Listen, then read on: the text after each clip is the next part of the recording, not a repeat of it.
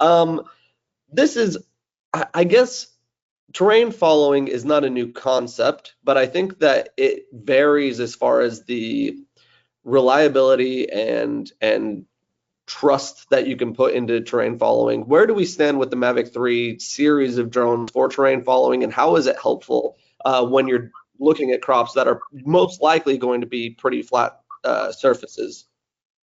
Yeah, that's a good question. While the crops may be flat surfaces, which ultimately is going to help with the terrain following, we do live in some areas that are hilly terrain. I'm close enough to the Mississippi River where we get a couple 100 feet of elevation change in some of our fields. Not most of them. We've got a decent amount of river bottom stuff, but the importance is there.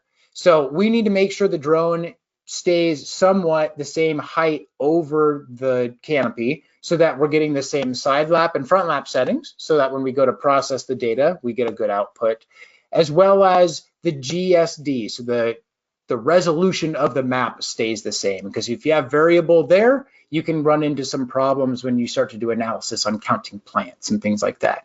And yeah, it's terrain following, as in the previous, has been really difficult to do. You have to fly the field beforehand to load in a base map, whereas now we just unlock the obstacle avoidance sensors. It's working really, really well from the testing that I've had done on vegetation.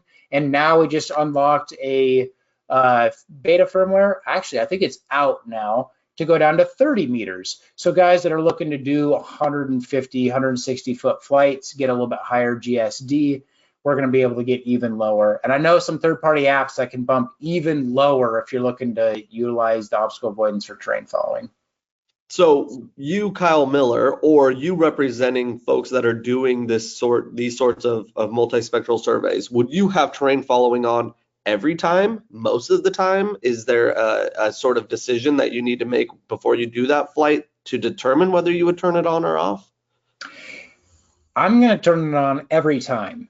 So okay. Previous, I wouldn't necessarily worry about it on somewhat flat terrain, but now it's just a toggle, and the testing that I've done has been rock solid. And so even if it's only changing 5-10 feet, it's probably not going to make a difference on stitching, but I'm just going to toggle it on, and it does a pretty good job.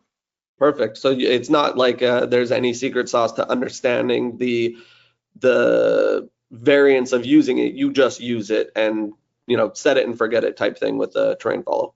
It's becoming that way finally.